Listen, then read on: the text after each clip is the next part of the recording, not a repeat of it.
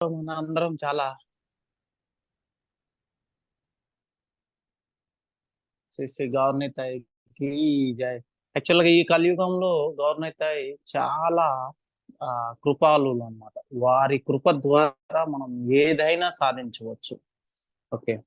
ఓం అజ్ఞానతిమిరాం దస్య జ్ఞానాంజన శలాకయ చక్షుర్మిలితం యేన తస్మై శ్రీ గురువే నమః.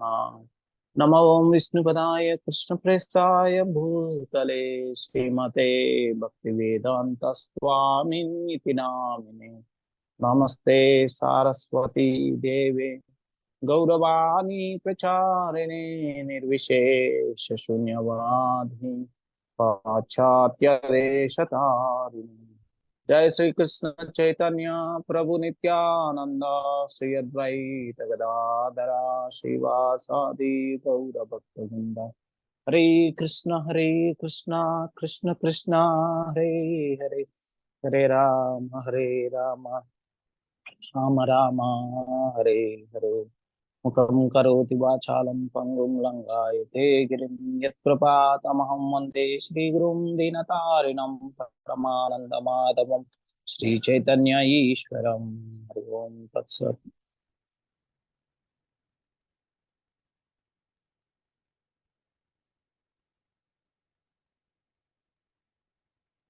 ఓం నమో భగవతే వాసుదేవాయ.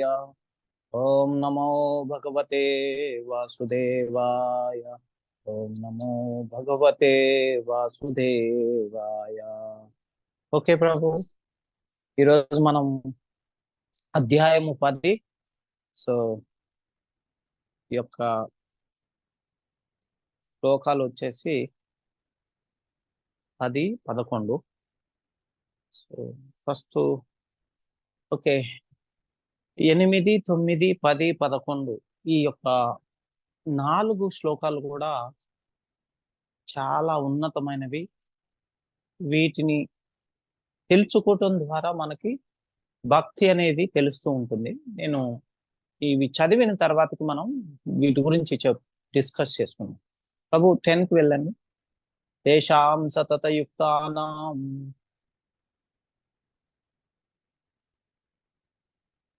భజతాం ప్రీతిపూర్వకం తదామి బుద్ధియోగం తం ఏన మాముపయంతి తే. సో ఇక్కడ భగవానుడు అనువాదంలో మనకి శీల ప్రభుపాదుల వారు చెప్తున్నారు, శ్రీకృష్ణ భగవానుడు ఏం చెప్తున్నాడు అని చెప్పేసి. ప్రేమతో నా సేవ యందు నిరంతర ఆసక్తులై యుండువానికి నన్ను చేరగల బుద్ధి యోగము నేను ఒసగొదును. భాష్యము. ఈ శ్లోకం నందు బుద్ధి యోగము అన్న పదము ఎంత ప్రధానమైనది. ద్వితీయాధ్యాయమున శ్రీకృష్ణ భగవానుడు అర్జునుడికి ఉపదేశించుచు తాను అనేక విషయములను గురించి చర్చించుతున్ననియు మరియు ఇకపై బుద్ధి యోగ విధానము ద్వారా కూడా బోధించుతున్నట్లు పలికి ఉన్న విషయమును మనము ఇక్కడ గుర్తు చేసుకునవచ్చును. 2వ అధ్యాయంలో 39వ శ్లోకంలో భగవంతుడు చెప్తున్నారు. ఇప్పుడు అట్టి బుద్ధి యోగము ఇక్కడ వివరింపబడుచున్నది. బుద్ధి యోగము అనగా కృష్ణ చైతన్యముతో కర్మ చేయుట. అదే అత్యుత్తమ బుద్ధి మరియు జ్ఞానమనబడును. బుద్ధి అనగా వివేకము, యోగ అనగా యోగ క్రియలు. మానవుడు భగవద్ధామమును తిరిగి చేరుటకు ప్రయత్నిస్తూ కృష్ణ చైతన్యముతో భక్తియుక్త సేవ యందు పూర్తిగా నెలకొనిచో అతని కర్మలు బుద్ధి యోగం అనబడును. మరో మాటలో చెప్పవలెనన భౌతిక జగత్తు బంధముల నుండి సులభముగా విడివడి విధానమే బుద్ధి యోగము. పురోగతికి పరమ లక్ష్యము శ్రీకృష్ణుడు, కానీ ప్రజలు ఈ విషయమును ఎరుగరు. కనుక ఆధ్యాత్మికాచార్యుని మరియు భక్తుల సాంగత్యము అత్యంత ప్రధానమని ప్రతి ఒక్కరూ ఎరుగవలెను. ఆ విధంగా లక్ష్యము నిర్ణయింపబడినప్పుడు మానవుడు ఆ మార్గమున క్రమముగా ముందుకు ప్రయాణించినచో పరమ లక్ష్యము ప్రాప్తించగలదు. మానవుడు జీవిత లక్ష్యమును ఎరిగినను తన కర్మ ఫలముల పట్ల ఆసక్తిని కలిగి ఉన్నచో అతడు కర్మయోగమును అవలంబించు వాడగును. అట్లే అతడు శ్రీకృష్ణుడే గమ్యమని ఎరిగినను మానసిక కల్పనలచే శ్రీకృష్ణుని అవగాహన చేసుకుని ప్రయత్నించువాడు జ్ఞానయోగమును అవలంబించువాడు అగును. అతడు తన గమ్యమును పూర్తిగా నెరిగి కృష్ణ చైతన్యము నుండి భక్తియుక్త సేవ ద్వారా శ్రీకృష్ణుని పొందగోరినప్పుడు అతడు సంపూర్ణముకు మరియు సమగ్రమైన భక్తి యోగమును లేదా బుద్ధి యోగమును అవలంబించిన వాడగును. ఇదే మానవ జీవితం యొక్క అత్యున్నత పరిపూర్ణ స్థితి. మానవుడు ఆధ్యాత్మిక ఆచార్యుని పొందినను మరియు ఏదైనా ఒక ఆధ్యాత్మిక సంస్థతో సంబంధమును కలిగి ఉన్నను అతడు ఆధ్యాత్మికముగా పురోభివృద్ధిని సాధింపలేకపోయినచో ఎట్టి కష్టము లేకుండా అతడు చివరికి తనను చేరునట్లుగా శ్రీకృష్ణుడే అతనికి అంతరంగము నుండి ఆదేశములు నిచ్చుచుండును. ఒక వ్యక్తి కృష్ణ చైతన్యమున సదా నెలకొని ప్రేమ మరియు భక్తులతో కూడిన వివిధ సేవలను అందించుటయే అందుకు కావలసిన యోగ్యత. అతడు శ్రీకృష్ణుని కొరకై ఏదైనా ఒక కార్యమును ప్రేమతో చేయుచుండవలెను.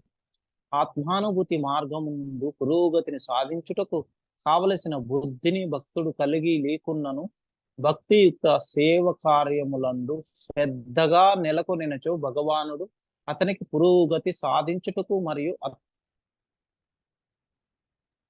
అంత్యమున తనను చేరుటకు అవకాశం మిచ్చును. 11వది. సో మనకి ఈ యొక్క 11వ శ్లోకం తేషామేవానుకంపార్థం అహమాజ్ఞానజం తమః నాశయామ్యత్మా భావస్థో జ్ఞానదీపేన భాస్వత. నేను వారి ఎడ ప్రత్యేక అనుగ్రహమును చూపుట కొరకు వారికి హృదయములందు వశించుచు తేజోమయమైన జ్ఞానదీపము చే అజ్ఞానము వలన పుట్టిన తమస్సును నశింపజేయుదును. ఇక్కడ చూసుకుంటే శ్రీ చైతన్య మహాప్రభు హరే కృష్ణ కృష్ణ కృష్ణ హరే హరే హరే రామ అను మంత్రము సంకీర్తనమును వారణాసి పట్టణం నందు ప్రచారం చేయుచున్నప్పుడు వేల కొలది ప్రజలు అతనికి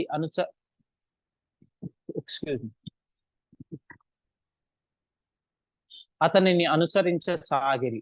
ఆ కాలమున వారణాసిలో గొప్ప పలుకుబడి కలిగిన పండితుడు ప్రకాశానంద సరస్వతి శ్రీ చైతన్య మహాప్రభు భావేశపరుడై నందున హేళన చేసెను.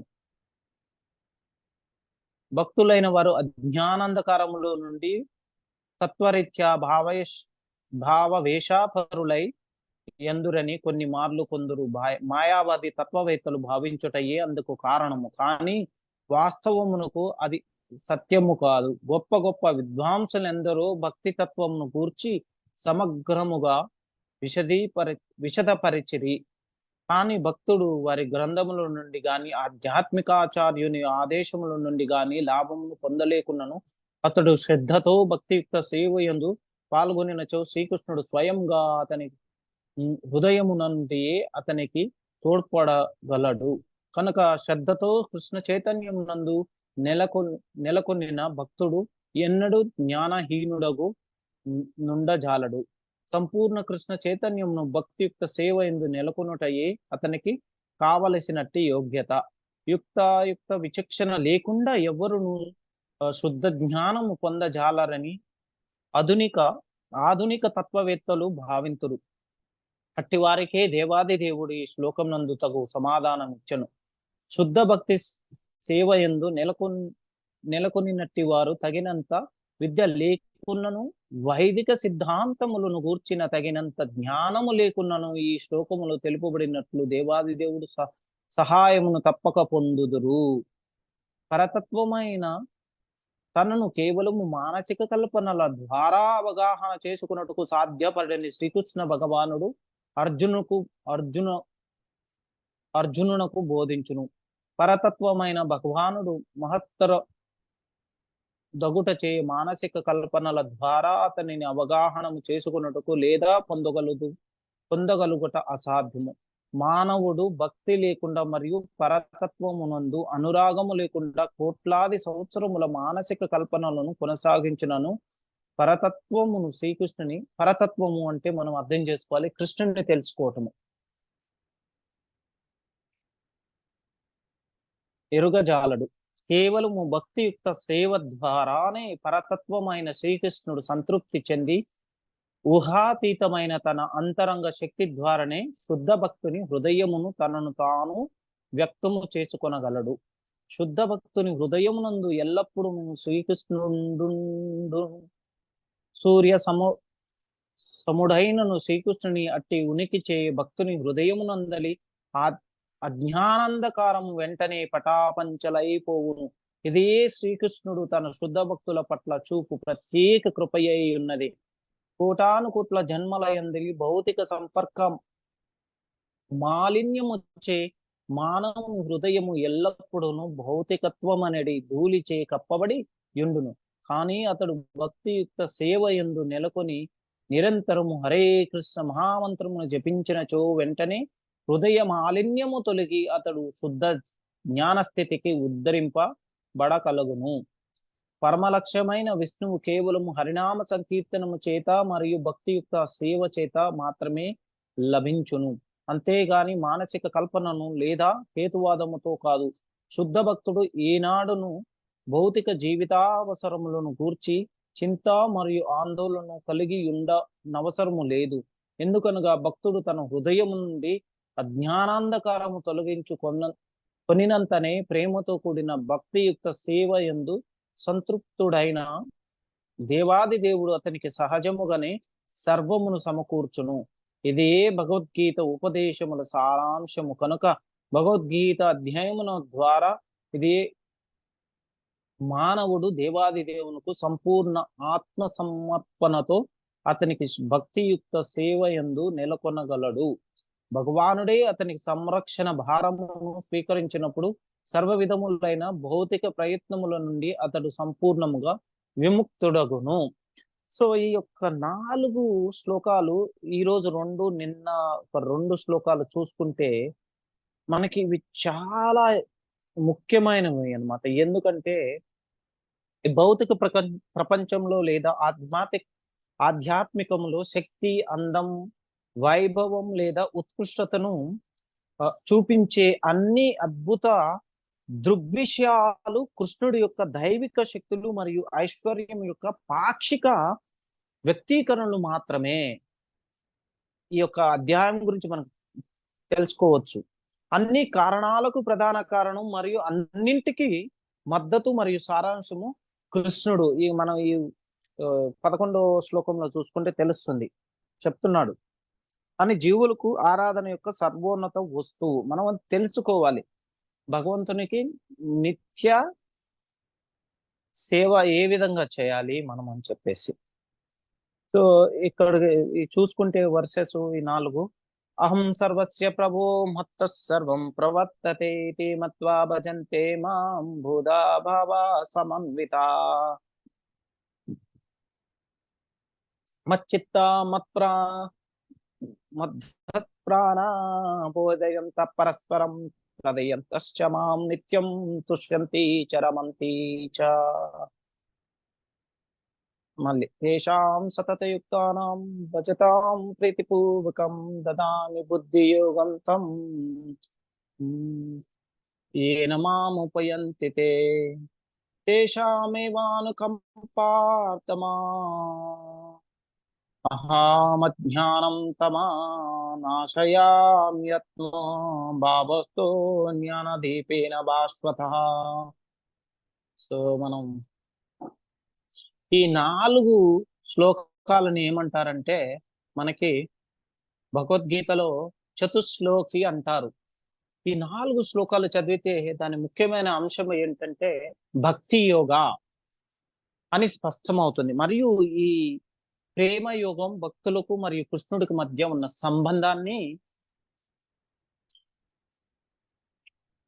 కేంద్రీకరిస్తుంది. ప్రమేయం ఉన్న ఇద్దరు వ్యక్తుల మధ్య ప్రేమపూర్వక పరస్పర సంబంధాల ద్వారా సంబంధాలు నిర్వహించబడతాయి. కాబట్టి మనకి చూసుకుంటే ఇద్దరు వ్యక్తులు మనం భగవంతుని ఎన్నో లీలల గురించి వివరించవచ్చు. రామావతారంలో చూసుకుంటే శబరి అనన్యమైన భక్తి రాముని యంద ఉండటం వలన శబనికి ఎంతటి సద్భాగ్యం కలిగినది. రాముని యొక్క భక్తి ద్వారా, భగవంతుని యొక్క భక్తి ద్వారా గుహుడికి కూడా ఎంతటి సౌభాగ్యం కలిగినది. అదే విధంగా కృష్ణావతారంలో చూసుకుంటే సుధాముడికి ఎంతటి సాంగత్యం కలిగింది భగవంతుని యొక్క కృప. మనం చేయాల్సింది ఏంటంటే, నారద మహర్షి చూడండి, శుద్ధ భక్తులు వీరందరూ. మరి లాస్ట్ టైం కూడా మనం మాట్లాడుకున్నాం, పూరి పాండా ఉన్నాడు, గుర్తే ఉంటుంది మీకు. వారందరూ కూడా మనం అనన్యమైనటువంటి ఒక భక్తిని భగవంతుని యందు మనం ఉంచాలి అనమాట. ఇద్దరు వ్యక్తుల ద్వారా, ఇద్దరు ఎవరంటే, ఎప్పుడైతే ఒక కుటుంబంలో భార్యకి భర్తకి ఉన్నటువంటి ఆ అవగాహన, ఆ బాంధవ్యం ఎంతటి పవిత్రంగా ఉంటుందో, మనం కూడా అంతటి పవిత్రమైన బాంధవ్యాన్ని భగవంతుని యందు కలిగి ఉండాలి. ఈ యొక్క 4 శ్లోకాల గురించి మనం తెలుసుకోవాల్సినటువంటి ముఖ్య సారాంశం. కాబట్టి కృష్ణుడు మరియు అతని భక్తుల మధ్య పరస్పరం పరంగా గీతలోని 4 క్లుప్తమైన శ్లోకాలను విశ్లేషించడం సముచితం. మరియు 4 శ్లోకాల విభజన మరియు పురోగమనం పరస్పరం పరంగా సహజ విశ్లేషణకు దారి తీస్తుంది. ఎలాగో చూద్దాం. మనకి చతుశ్లోకి గీతంలో మొదటి 2 శ్లోకాలు కృష్ణుడి కోసం భక్తులు ఏమి చేస్తారో మనం ఈ గత 2 శ్లోకాలు నిన్న ఏం చదువుకున్నామంటే, కృష్ణుడి కోసం భక్తులు ఏమి చేస్తారో వివరిస్తాయి. మరియు చివరి 2 శ్లోకాలు కృష్ణుడు భక్తుల కోసం ఏమి చేస్తాడో. నిన్న చదువుకున్న ఏంటంటే, కృష్ణుడి కోసం భక్తులు ఏం చేస్తారు, ఈ రోజు ఏం చేస్తున్నాడు, భక్తుల కోసం కృష్ణుడు ఏం చేస్తాడు అని చెప్పేసి, కృష్ణుడి కోసం భక్తులు ఏం చేస్తారని చెప్పేసి 8వ శ్లోకం 9వ శ్లోకంలో జ్ఞానాన్ని, మరి ఈ రోజు ఏం చేస్తారు, జ్ఞానాన్ని పెంపొందించడం కోసం మరియు హృదయపూర్వక భక్తిని ఆచరించటం, శరీరం, మనస్సు మరియు పదాల ద్వారా సంపూర్ణతను అందించటం. ఈ 2 కూడా నిన్న చదువుకున్నాం మనం. కృష్ణుడు తన భక్తుల కోసం ఏం చేస్తాడు ఈ రోజు చూడండి 10వ శ్లోకంలో. మరి ఇంకోటి, తెలివిగా ఎన్నుకోవడంలో మరియు అతన్ని సాధించటంలో సహాయం చేయడానికి జ్ఞానాన్ని అందించడం. జ్ఞానం అనే జ్యోతి వెలుగుతో అజ్ఞానం అనే అంధకారాన్ని పోగొట్టడం. జ్ఞానం అనే ఒక జ్యోతి మనం ఇందా చూసుకున్నాం, ఓం అజ్ఞాన తిమిరాంధస్య. అది మనం అంధకారంలో ఉన్నాం. అంధకారాన్ని గురువు మనకి జ్ఞానాన్ని ప్రసాదిస్తారు. వారి యొక్క స్పర్శ కానీ, వారి యొక్క దర్శనం కానీ, వారి నామస్మరణం చేయటం ద్వారా, గురువుని వేడుకోవటం ద్వారా మనకి ఒక అంధకారం అనేది తొలగిపోబడుతుంది. సో ఈ 2 శ్లోకాలు మనకి దీన్ని ఈ 4 శ్లోకాన్ని ఒక సెట్ అంటారు అన్నమాట. చతుశ్లోకి భగవద్గీత. మనకి భగవద్గీతలో చతుశ్లోకి ఉన్నది, భాగవతంలో కూడా చతుశ్లోకి ఉంది. సో మనం అది తర్వాతకి డిస్కస్ చేయొచ్చు, తర్వాత మాట్లాడుకోవచ్చు భాగవతం గురించి. సో ఇది భక్తులు కృష్ణునితో ఎలా నిమగ్నమై ఉంటారో వివరిస్తుంది. ఆప్యాయంగా, ప్రీతిపూర్వకం భక్తుడు భగవంతుని పరస్పర చర్య యొక్క స్వభావం కేవలం క్రియాత్మకమైనది కాదని ఈ వివరణ మనకి నొక్కి చెప్పుతున్నది. ఒక ఆచార్యుడు, ఆరాధకుడు దేవుని నుండి ఏదైనా పొందమని ప్రార్థించుతున్నట్లుగా పరస్పరం వ్యక్తిగతమైనది. మనకి ఈ యొక్క 10వ శ్లోకంలో చూసుకుంటే, మనకు ఆచార్యుడు అంటే ఇక్కడ శ్రీ చైతన్య మహాప్రభులు వారు ఆచార్యుని యొక్క సాక్షాత్ భగవంతుడు కృష్ణ భగవానుడు చైతన్య మహాప్రభులు వారు ఆచార్యునిగా ఉద్భవించారు మనకి. ఆ తర్వాతకి సో ఈ పరంపరలో మనం ఈ రోజు వరకు చాలా మంది ఆచార్యులను చూడవచ్చు. అదంతా కూడా మనం చేసుకున్నటువంటి గొప్ప, ఈ కలియుగంలో చేసుకున్నటువంటి గొప్ప అదృష్టం. మనకి వివిధ రకమైన ఆచారాలు ఉద్భవించి మనకి శ్రీకృష్ణునికి దగ్గరగా చేరుకున్నట్టుకు ఒక సౌలభ్యాన్ని, ఒక సదవకాశాన్ని ఈ యొక్క కృష్ణ భావనామృతం చే కల్పించటం జరిగినది. సో అది ఏ విధంగా, సో కొన్ని కొన్ని మన ఎగ్జాంపుల్స్, మన యొక్క ఉదాహరణల ద్వారా మనం అర్థం చేసుకోవచ్చును. ఈ యొక్క ఈ 4 శ్లోకాలు మనం ఖచ్చితంగా విశదీకరించుకొని దానిని మనం ఎప్పుడు కూడా స్మరణ చేస్తూ మన భక్తిని ఈ విధంగా కొనసాగించటం వల్ల ఖచ్చితంగా మనం ప్రభుపాదుల వారి ఇందాక మనం తాత్పర్యం చూస్తే అందులో రాశారనమాట చాలా నిశ్చితంగా. యొక్క భక్తి యొక్క ఏమంటారు, సీక్రెట్ అంటే గుహ్యమైనది. సో ఒక ఆరాధకుడు దేవుని నుండి ఏదైనా పొందమని ప్రార్థిస్తున్నట్లుగా పరస్పరం వ్యక్తిగతమైనది. భక్తులకు కృష్ణుడితో ఇప్పటికే ప్రేమపూర్వక బంధం ఉంది. మరియు కృష్ణుడు వారికి జ్ఞానాన్ని అందించడం ద్వారా తన దగ్గరికి రావడానికి వారికి కావలసినవన్నీ కరుణతో అందించటం ద్వారా ప్రతిఫలిస్తాడు. సో మనకి ఒక భక్తి యోగ ఒక పరస్పర చైతన్యాన్ని ప్రతిబింబిస్తుంది ఈ చతుశ్లోక ద్వారా. మనకి భక్తులు తమ సర్వస్వాన్ని కృష్ణుడికి ఎలా ప్రేమతో సమర్పిస్తారో మనకి 9వ అధ్యాయంలో చూసుకుంటే కృష్ణ భగవానుడు ఏం చెప్తున్నాడు, నాకు ప్రేమతో మీరేం చేసినా పత్రం పుష్పం ఫలంతో యోమి భక్త ప్రణశ్యతి. అయితే ఏదైతే మనం భగవంతునికి ఈ 4 ప్రేమతో ఎప్పుడైతే వారు నాకు ఈ 4 మనకి ఏది ఉన్నా లేకపోయినా 4 పత్రం అంటే తులసి ఆకు, పుష్పము ఏదైనా పుష్పము మనకి ఈ ఈ తామర పువ్వు గాని, మన ఈ మల్లె పూలు గాని, సన్నజాజులు గాని, ఇంకా మంచి ఒక ఉత్తమ జాతి పుష్పాలు అంటారు వీటిని. మనకి గులాబీలు కానీ, ఎందుకంటే ఇవి సాత్విక గుణంలో ఉంటాయన్నమాట. ఈ యొక్క ఫ్రాగ్రెన్స్ వస్తుంది భగవంతుడికి. ఈ దాని ద్వారా వచ్చే వాసన ద్వారా ఏమవుతుందంటే మనకి ప్రశాంతత కలుగుతుంది. కొన్ని కొన్ని పూలు ఉంటాయండి మనకి, చంపా గాని ఇవన్నీ కూడా చాలా ఉత్తమమైన అన్నమాట. ఈ పూల ద్వారా మనకి ప్రశాంతత కలుగుతుంది. కొన్ని పూలు ఉంటాయి వాటి ద్వారా ప్రశాంతత ఉంటుంది. కానీ వాటిలో కొంత ఏముంటుందంటే ఆ పూలల్లో కొద్దిగా మత్తు కూడా ఉంటుంది. అటువంటి పూలు మనం సో భగవంతునికి అర్పించం అన్నమాట జనరల్ గా. సో మనం ఎప్పుడైతే కృష్ణుడి ఈ యొక్క 4 శ్లోకాల ద్వారా తెలుసుకోవాల్సింది ఇది, తమ సర్వస్వాన్ని కృష్ణుడికి ఎలా ప్రేమతో సమర్పిస్తామో చాలా నిశ్చితంగా విశదీకరించింది.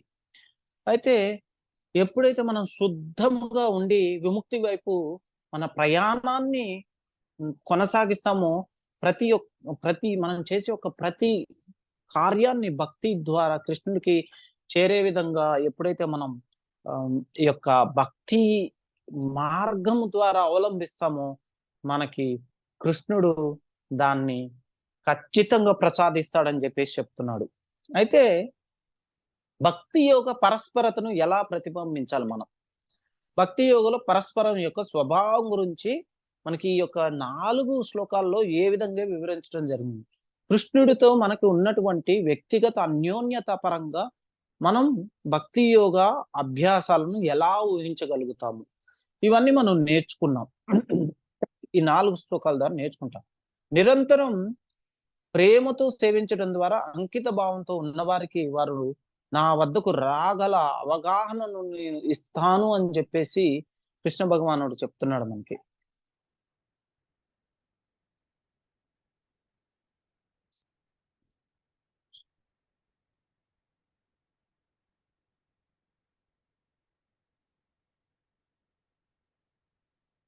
అయితే ఇక్కడ ఏం చెప్తున్నారంటే నారద మహర్షికి సాక్షాత్ శ్రీకృష్ణ భగవానుడు ఏం చెప్తున్నారంటే,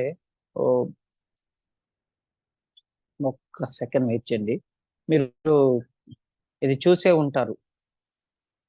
ఇందాక ఏం చెప్తున్నారు, ఎప్పుడైతే నా భక్తులు నా గురించి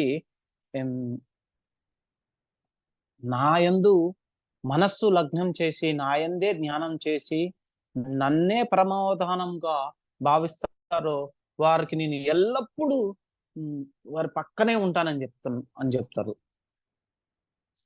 నాహం తిష్టామి వైకుంఠే యోగినాం హృదయేషు తత్ర తిష్టామి నారద యత్ర గాయంతి మద్భక్తా. ఓ నా ప్రియమైన నారద, వాస్తవానికి నా నివాసమైన వైకుంఠంలో నివసించను, యోగుల హృదయాలలోనూ నివసించను. కానీ నా పవిత్రమైన భక్తులు నా పవిత్ర నామాన్ని జపిస్తూ నా రూపం, కాలక్షేపాలు మరియు గుణగణాలను చర్చించే ప్రదేశంలో నేను నివసిస్తాను. పరమాత్మ ప్రకంపనల రూపంలో ఉండటం వలన వైకుంఠ వాతావరణం స్ఫురిస్తుంది.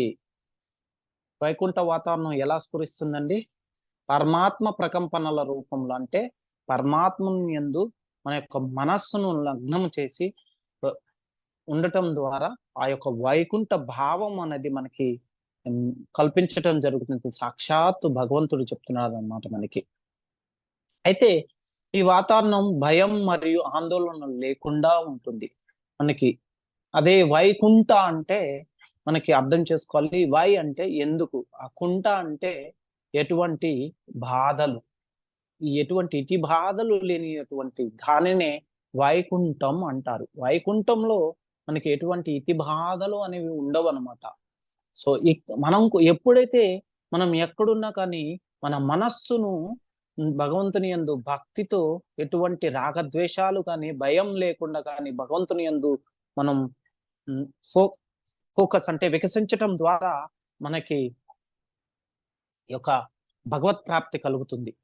కృష్ణ భగవాను మన క్రియను చాలా నిశ్చితంగా వివరిస్తున్నాం. ఒక జీవి మరి ఒక జీవికి భయపడదు. భగవంతుని పవిత్ర నామాలు మరియు మహిమలను వినడం ద్వారా ఒక వ్యక్తి పుణ్య కార్యాలను నిర్వహిస్తాడు. మనం ఏం చెప్తాం ఇక్కడ? శృణ్వతాం స్వకత కృష్ణ పుణ్యశ్రవణ కీర్తన. మనకి భాగవతంలో 1వ అధ్యాయంలో 1వ స్కందంలో 2వ అధ్యాయంలో 17వ శ్లోకం చెప్తుంది. సో అది ఏం చెప్తుంది? పుణ్యశ్రవణ కీర్తనం అని చెప్తుంది. శృణ్వతా స్వకత కృష్ణ పుణ్యశ్రవణ కీర్తన. అందువలన అతని భౌతిక కోరికలు వెంటనే ఆగిపోతాయి. కృష్ణ చైతన్యం కోసం సంఘం ప్రారంభించిన ఈ సంకీర్తన ఉద్యమం వైకుంఠాన్ని సృష్టించడం కోసం ఉద్దేశింపబడినది. ఈ భౌతిక ప్రపంచంలో కూడా ఆందోళన లేని అతీంద్రియ ప్రపంచం, శ్రవణం, కీర్తనం ప్రక్రియ అనేది మనం అవలంబించాలి. ప్రపంచం అంతటా ప్రచారం చేయడమే ఈ యొక్క పద్ధతి.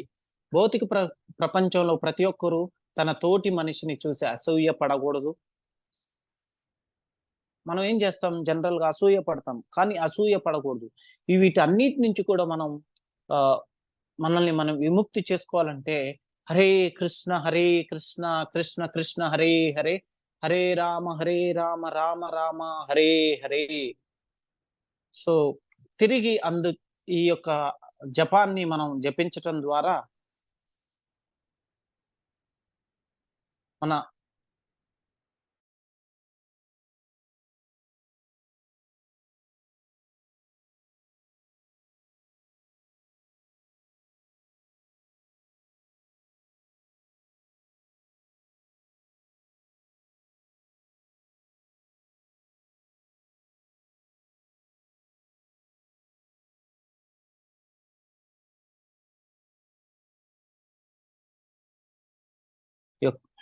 ప్రజలను ఉద్దేశించడం కోసం ఈ యొక్క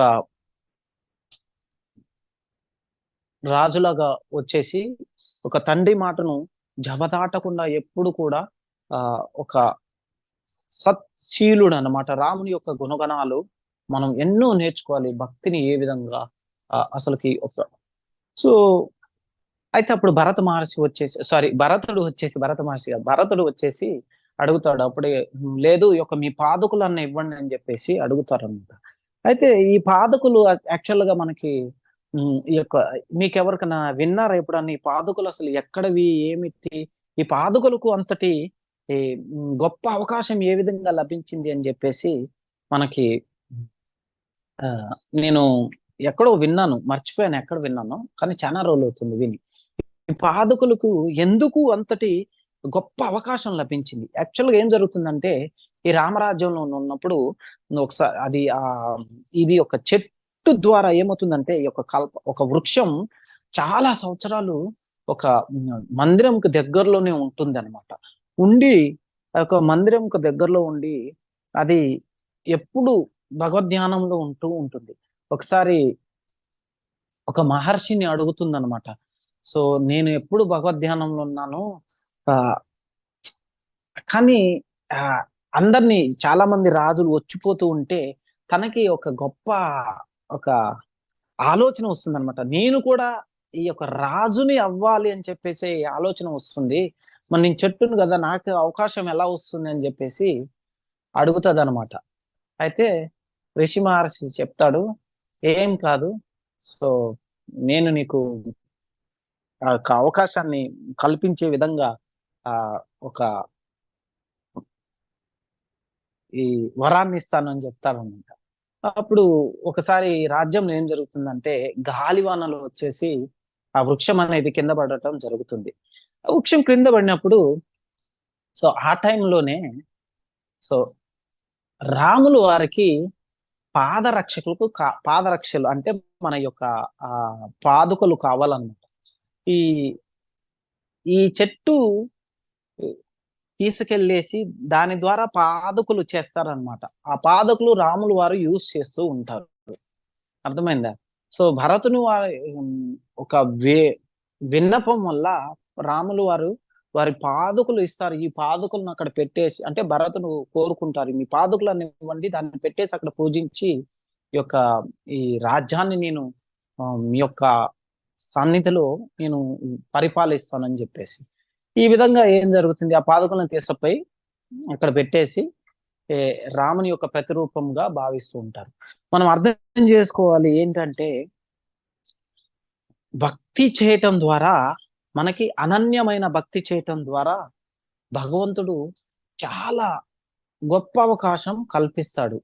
అదే మనం తెలుసుకోవాలి. మనకి ఎటువంటి లాభాపేక్ష లేకుండా భగవద్ జ్ఞానం మనం ఏం తెలుసుకోవాలి. ఇప్పుడు అదే ఈ చెట్టు లాగా ఆలోచించటం వల్ల దానికి ఒక ప్రతిఫలం కలిగింది.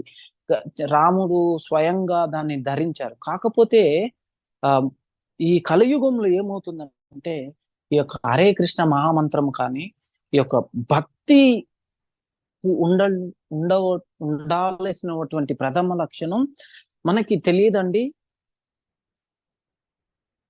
ఏ విధంగా ఆపద వస్తుందో ఈ ఆపదని ఉన్నంతలో మనం గుర్తించేసి సాధ్యమైనంత తొందరగా మనం భక్తిని మన యొక్క జీవితంలో ఒక భాగంగా చేసుకొని ఈ భక్తి మార్గాన్ని ఈ ప్రసాదించుకొని మన యొక్క జీవన విధానాన్ని భక్తితో కొనసాగించటం ద్వారా మన యొక్క భవదుఃఖ సాగరం నుంచి, భవబంధాల నుంచి విముక్తి చేసుకోగలుగుతాము. సో మనం అర్థం చేసుకోవాల్సింది ఏంటంటే, ఒకటి ఏం చెప్తాం, అనన్య చేత సతతం యో మాం స్మరతి నిత్యశ తస్యాహం సులభ పార్థ నిత్యయుక్త యోగిన. ఇది మనకి భగవద్గీతలో 8వ అధ్యాయంలో 14వ శ్లోకంలో చెప్తున్నారు.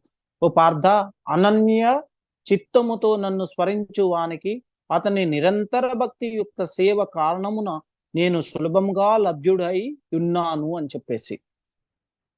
సో ఆ యొక్క అనన్యమైన భక్తి మనం ఎప్పుడు కూడా భగవంతుని ఎంత ఉంచాలి. అయితే ఇదే రాముడు వారి యొక్క ఈ చెప్తున్నాను. అయితే అప్పుడు ఏం జరుగుతుందంటే, రాములు వారు వీళ్ళందరూ ఈ పాదకులు ఇచ్చేస్తారు, అందరూ పడుకుంటారు అనమాట. అయితే పొద్దున్నే లేచేసి వెళ్ళిపోతారు. వెళ్ళిపోయినప్పుడు ఏం జరుగుతుందంటే, రాములు వారు చెప్తారు అప్పటికే, అంతకు ముందు రోజే రాత్రిపూట అందరినీ పేరు పేరున ఇక్కడికి వచ్చిన స్త్రీ పురుషులు వృద్ధులు శిశువులు అందరికి పేరు పేరున చెప్తారు. అయితే వీరితో పాటు ఏం జరుగుతుందంటే, మనకి యునాక్స్ అంటారు అనమాట. యునాక్స్ అంటే తెలుగులో ద్విలింగ సంపర్కులు అంటారు. ఏమంటారు? అంటే మనం ద్విలింగ సంపర్కులు. ఏమంటాము? ఏం వర్డ్ ఉంటది? మర్చిపోయాను. సో ఈ యొక్క ద్విలింగ సంపర్కులు వీళ్ళని ఏమంటారంటే, ప్రభు, మురారి ప్రభు, యువర్ దేర్, యువర్ దేర్. చెప్పండి ప్రభుజీ. ప్రభు, ఇది ద్విలింగ సంపర్కుల్ని ఏమంటారు? ద్విలింగ సంపర్కుల అదే ఉంటారు కదా, ఆడ మగ కాకుండా. వాళ్ళ వాళ్ళని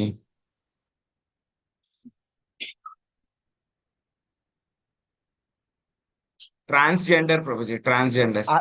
that is English, English, I know that. So proper word eunuchs. అయితే ఏం జరుగుతుందంటే, రాములు వారు భగవంతులు ఏం చెప్తారంటే, అందరిని వెళ్ళమని చెప్తారు, వీళ్ళ యొక్క పేరుని చెప్పరనమాట. అయితే ఆ యొక్క రాజ్యంలో వీళ్ళు కూడా ఉంటారు. అప్పుడు రాములు వారి యొక్క రాజ్యంలో ఉంటారు. వాళ్ళు కూడా వస్తారు రాములు వారిని వెనక్కి తీసుకెళ్ళటం కోసం అయోధ్యకి. అయితే అప్పుడు ఈ ఫాస్ట్ టైం ఎక్కడ అవుతుందంటే, చిత్రకూట్లోనే అవుతుంది అనుకుంటా. అయితే అప్పుడు రాములు వారు అందరికి వెళ్ళమని చెప్తారు, అందరు వెళ్ళిపోతారు పొద్దున్న అయిపోయారు కల్లా. కానీ వీళ్ళు ఇక్కడే ఉంటారు. ఎందుకంటే రాములు వారు ఎవరికి చెప్పకుండా వెళ్ళిపోతారు ఇక. అయితే వీళ్ళు ఈ యొక్క ట్రాన్స్జెండర్స్ ఎవరైతే ఉంటారో వీళ్ళు వెళ్ళిపోకుండా అక్కడే ఉంటారు.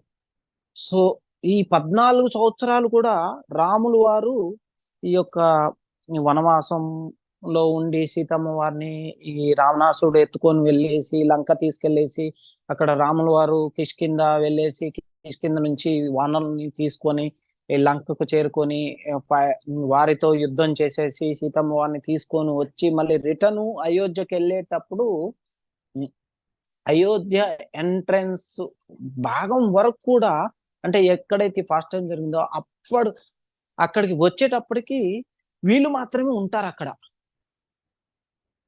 చూడండి ఎంతటి భక్తి ఉన్నదో వాళ్ళకి భగవంతుని యందు. సో అప్పుడు వాళ్ళు అడుగుతారు, మీరెవరు, ఎందుకు ఇక్కడ ఉన్నారంటే, మీరు ఆ రోజు 14 సంవత్సరాల క్రితం అందరినీ వెళ్ళమని చెప్పారు రాజ్యానికి తిరిగి, కానీ మాకు చెప్పలేదు అని చెప్తే రాములు గారు ఆశ్చర్యపోతారనమాట. ఏంటి మీకు చెప్పలేదా? అయ్యో, ఎంత శిక్ష విధించాను మీకు. లేదు, మేము ఆ రోజు నుంచి 14 సంవత్సరాలు ఇక్కడే మీ యొక్క దర్శనం కోసం చూస్తున్నాము, ఎప్పుడు వస్తారని చెప్పేసి అని చెప్తారు. అయితే రాముల వారు ఏం చెప్తారంటే, ఓకే, మీరు ఈ యొక్క 14 సంవత్సరాలు నా కోసం ఇక్కడ చాలా నియమనిష్టలతో ఇక్కడే ఉన్నారు కాబట్టి మీకు ఒక గొప్ప సదావకాశాన్ని ప్రసాదిస్తున్నాను. ఈ రోజు నుంచి ఎటువంటి పుణ్యకార్యం జరిగినా కానీ మీ యొక్క ఆశీస్సులు ఎవరైతే తీసుకుంటారో వారికి అంతా శుభమే జరుగుతుందని చెప్పేసి రాములు వారికి ఒక గొప్ప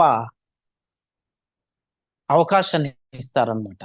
అయితే ఈ కొంతమంది ఉంటారు దీనిని చెడుగా కూడా, ఎందుకంటే కలియుగంలో ప్రతి ఒక్కటి కూడా రోజు కూడా డిగ్రేడ్ అవుతూ ఉన్నదన్నమాట.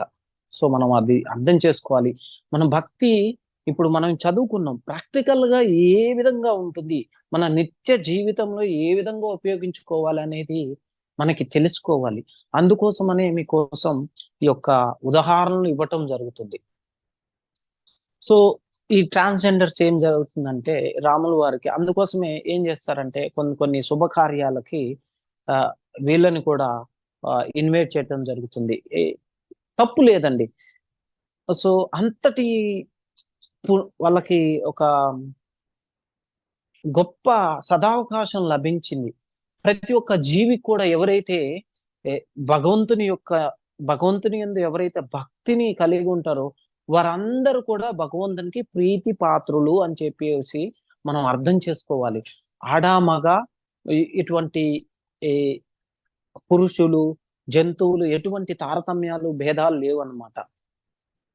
ప్రతి ఒక్కరు కూడా ఎవరైనా కానీ మనం ఈ యొక్క చెట్టు గురించి తెలుసుకున్నాం. అదే విధంగా ఆడవాళ్ళ గురించి తెలుసుకున్నాం, మగవాళ్ళ గురించి, పురుషులు స్త్రీల గురించి తెలుసుకున్నాం, పురుషులు స్త్రీలు కాని వారి యందు గురించి కూడా తెలుసుకున్నాం. భక్తి ఏ విధంగా ఉంటుందంటే అందరికీ సమానంగా ఉంటుంది. అయితే దానిని మనం ఏ విధంగా, ఎంతవరకు మనల్ని మనం ఆ యొక్క మార్గంలోకి మనల్ని మనం తీసుకుపోగలుగుతామో దాని మీద ఆధారపడి ఉంటుంది. అదేం చెప్తారంటే, మనకి దేవాది దేవుడు భక్తి యోగంతో సేవించు శుద్ధ భక్తులు పొందు పరమ గమ్యమును ఈ యొక్క ఆ భక్తి ద్వారా మనం తెలుసుకోవాలి. ముఖ్యంగా వివరించుతుంది ఏమంటే, అనన్యా చేత సతతం యో మాం స్మరతి నిత్యశ తస్యాహం సులభా పాద నిత్యయుక్తస్య యోగినా. ఇంత ముందు చూసుకుంటే మనం అర్థం చేసుకోవచ్చు. అంటే ఏం చెప్తున్నారంటే, కర్మయోగము, జ్ఞానయోగము, హఠయోగము వంటి వివిధ ముక్తి విధానములు కూడా వివరింపబడినవి. ఈ యోగ విధానములు భక్తిని కొద్దిగా కలిగి ఉన్నను ఈ శ్లోకం నందు ప్రత్యేకించి జ్ఞాన కర్మ హఠాది ఎట్టి మిశ్రమము లేని శుద్ధ భక్తి యోగమును ప్రత్యేకించి పేర్కొనబడినవి. అనన్య చేత అని అంటే ఈ పదం మనం శుద్ధ భక్తి యోగమునందు శ్రీకృష్ణ భక్తుడు శ్రీకృష్ణుని తప్ప మరేదిని వాంఛింపడు. అంటే బ్రహ్మజ్యోతి నందు ఐక్యం అవ్వటము, ఇవన్నీ మనం కోరుకోమండి. శుద్ధ భక్తుడు సదా శ్రీకృష్ణునికి గల వివిధ రూపంలో ఏదైనా ఒక దానిని ద్వారా భక్తియుక్త సేవ యందు నెలకొని యుండును. శ్రీకృష్ణునికి శ్రీరాముడు, నృసింహుడు వంటి స్వస్వరూపములు మరియు అవతారములు అనేకము కలవు. దేవాదేవుని ఈ దివ్య రూపములలో ఏదో ఒక దాని యందు ప్రేమతో కూడిన భక్తియుక్త సేవతో భక్తుడు తమ మనస్సును నెలకొల్పవచ్చును. మనం అది చూసుకుంటే ఇంకొకటి ఏం చెప్తాడంటే,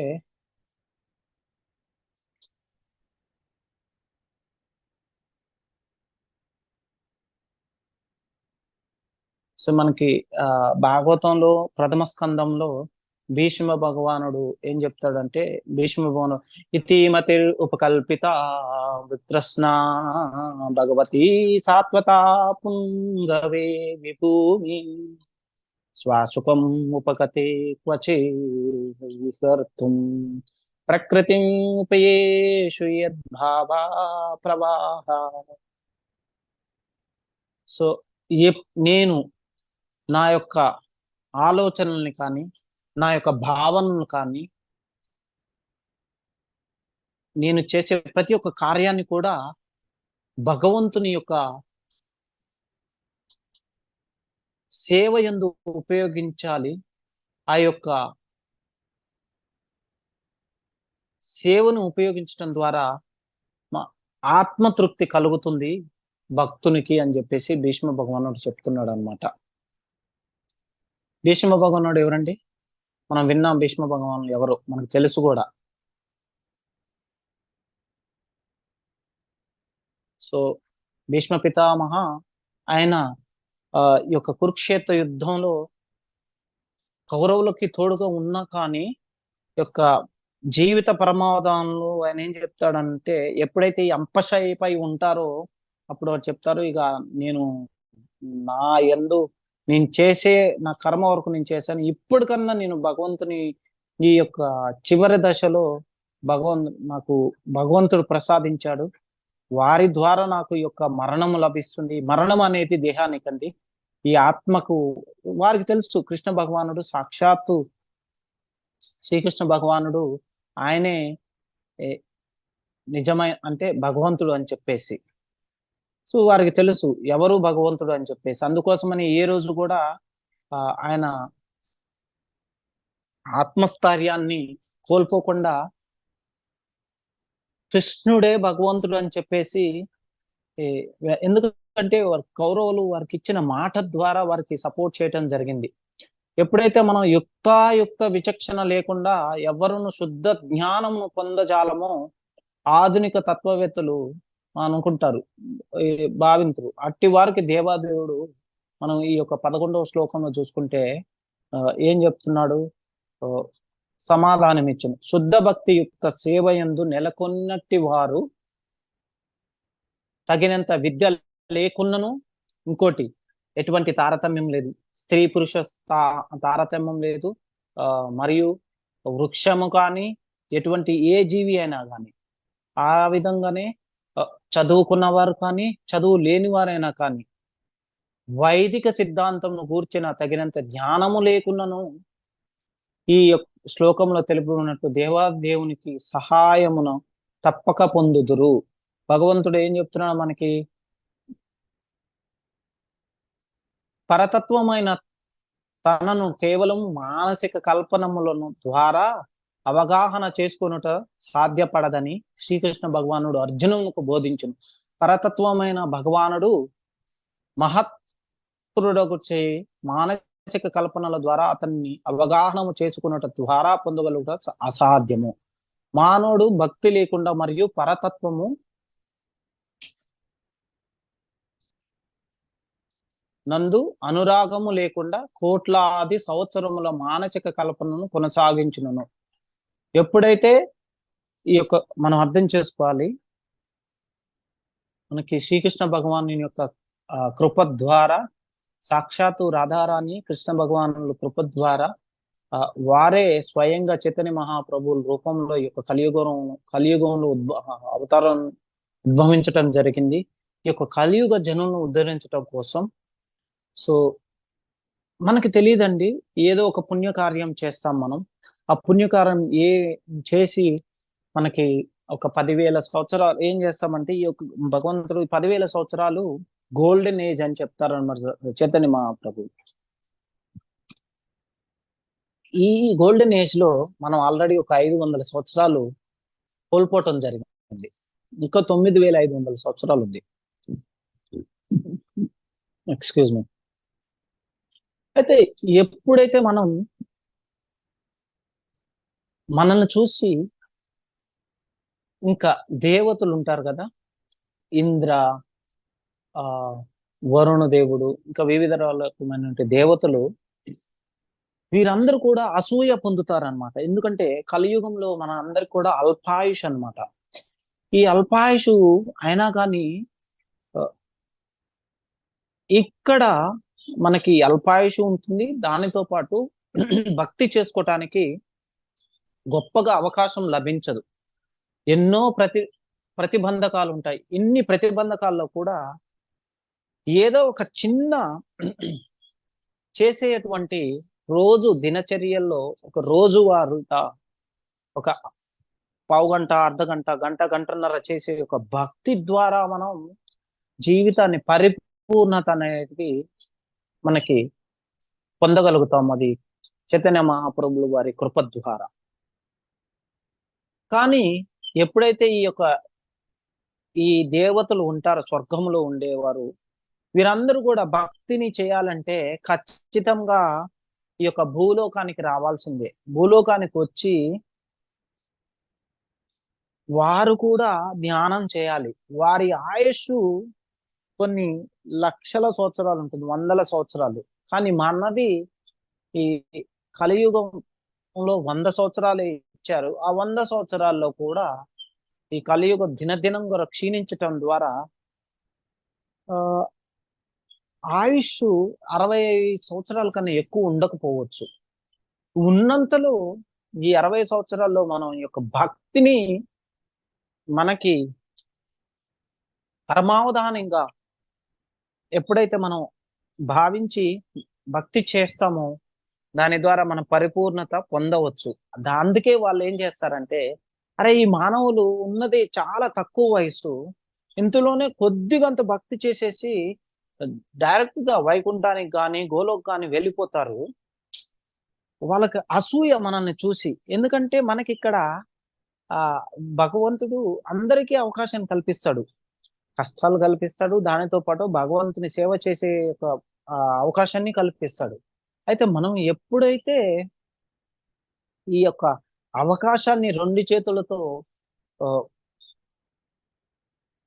పుచ్చుకుంటామో దాన్ని గట్టిగా పట్టుకొని ఇక భక్తి మార్గంలో మనల్ని మనం ముందుకు వెళ్తామో, మనల్ని మనం ప్రోత్సహించుకొని సో మన యొక్క జీవిత సాఫల్యం అనేది మనం చేరుకోగలం. జీవిత సాఫల్యం అంటే కృష్ణుని చేరుకోవటం, అది భక్తి ద్వారా. సో కృష్ణ అయితే కోటాను కోట్ల జన్మల యందలి భౌతిక సంపర్క మాలిన్యము చే మానవుని హృదయం ఎల్లప్పుడూ భౌతికత్వం అనేది ధూళిచే కప్పబడి ఉండును. కానీ అతడు భక్తియుక్త సేవ యందు నెలకొని నిరంతరము హరే కృష్ణ మహామంత్రం జపించినచో వెంటనే హృదయ మాలిన్యము తొలగి అతడు శుద్ధ జ్ఞాన స్థితికి ఉద్ధరింపబడగలుగును. పరమ లక్ష్యమైన విష్ణువు కేవలం హరినామ సంకీర్తనము చేత మరియు భక్తియుక్త సేవ చేత మాత్రమే లభించును. మనం ఇక ఏం చేస్తాం, మనం అర్థం చేసుకోవాలి. ఈ యొక్క ఈ శ్లోకాలు ముగింపు దశకు వచ్చామన్నమాట. అయితే మానసిక కల్పనము లేదా హేతువాదంతో కాదు, శుద్ధ భక్తుడు ఏనాడును భౌతిక జీవిత అవసరములను గూర్చిన చింత మరియు ఆందోళనను కలిగి ఉండనవసరము లేదు. ఎందుకనక భక్తుడు తన హృదయం నుండి అజ్ఞానాంధకారము తొలగించుకొనినంతనే ప్రేమతో కూడిన భక్తియుక్త సేవ యందు సంతృప్తుడైన దేవాది దేవుని అతనికి సహజమునగానే సర్వమును సమకూర్చును. అర్థం చేసుకుంటున్నాం మనం. ఇది భగవద్గీత ఉపదేశముల సారాంశము. కనుక భగవద్గీత అధ్యాయముల ద్వారా మానవుడు దేవాది దేవునికి సంపూర్ణ ఆత్మ సమర్పణతో అతని శుద్ధ భక్తియుక్త సేవ యందు నెలకొనగలడు. భగవానుడే అతని సంరక్షణ భారమును స్వీకరించినప్పుడు సర్వ విధములైన భౌతిక ప్రయత్నముల నుండి అతడు సంపూర్ణముగా విముక్తుడగును. అర్థం చేసుకున్నాం కదా మనం ఏ విధంగా.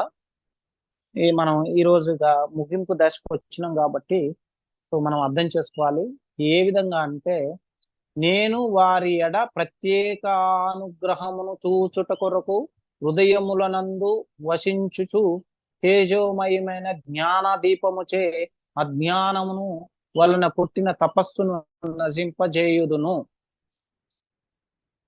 ఫస్ట్ నిన్న రెండు శ్లోకాలు మనం ఏం చదువుకున్నాం, మనం కృష్ణుని ఏ విధంగా సేవింపగలం, ఈ రోజు కృష్ణుడు మనకి ఏ విధంగా సహాయపడగలడు అని చెప్పేసి చెప్తున్నాడు అన్నమాట. ఇంకోటి ఇక దాని తర్వాతకి మళ్ళీ ఇక మనకి నెక్స్ట్ రేపు వచ్చాయి అర్జునుడు చెప్తాడు అనమాట. ఓ పరంధామ, పరం బ్రహ్మ పరం ధామ పవిత్రం పరమం భవాన్ పురుషం శాశ్వతం దివ్యమాదిదేవమజం నేను చెప్తున్నాడు అనమాట. పరమ ఓ దేవాది దేవ, పరంధాముడువు, పరమ పవిత్రుడువు, పరతత్వమును శాశ్వతుడువు, దివ్యుడువు, ఆదిపురుషుడువు, అజుడువు, విభుడువు, నారదుడువు, అసితుడు, దేవులుడు, వ్యాసుడు వంటి మహర్షులందరూ నిన్ను గూర్చిన ఈ సత్యముని ధృవపరిచి ఉన్నారంటే ఈ సత్యాన్ని బలపరుస్తూ ఉన్నారన్నమాట. ఇప్పుడు స్వయంగా నీవు కూడా అదే విషయం నాకు తెలియజేయుచున్నావు అని చెప్పేసి చెప్తున్నాడు. సో మనం రేపు దీని గురించి ఇంకా విశదీకరించుకోవచ్చు నిశ్చితంగా. ఓకే, థ్యాంక్స్ అండి. ఈ యొక్క చతుశ్లోకం గురించి మనం తెలుసుకున్నాం ఆల్రెడీ. అంటే ఏం తెలుసుకున్నాం, 8వ శ్లోకం వచ్చేసి జ్ఞానాన్ని పెంపొందించుకోవటం మరియు హృదయపూర్వక భక్తిని ఆచరించటం. ఇంకోటి శరీరము, మనస్సు మరియు పదాల ద్వారా సంపూర్ణతను అందించటం 9వ శ్లోకం ద్వారా. 10వ శ్లోకం కృష్ణుడు తన భక్తుల కోసం ఏం చేస్తాడు అంటే తెలివిగా ఎన్నుకోవడంలో మరియు అతన్ని సాధించడంలో సహాయం చేయడాన్ని జ్ఞానాన్ని అందించటం. జ్ఞానం అనే జ్యోతి వెలుగుతో అజ్ఞానం అనే అంధకారాన్ని పోగొట్టడం. ఈ యొక్క ఈరోజు దీని గురించి, నిన్న వేటే వారి గురించి, మళ్ళీ రేపు ఇందాక చదువుకుంటున్నాం దాని గురించి. ఓకే, హరే కృష్ణ కృష్ణ కృష్ణ హరే హరే, హరే రామ రామ రామ హరే హరే. వాంఛాకల్పతరుభ్యస్య కృపా సింధుభ్య ఏవ చ పతితానాం పావనేభ్యో వైష్ణవేభ్యో నమో నమః. అనంతకోటి వైష్ణవ బృందకి, శ్రీల ప్రభుపాదకి, శ్రీల గురుదేవ్కి జై. హరే కృష్ణ ప్రభు.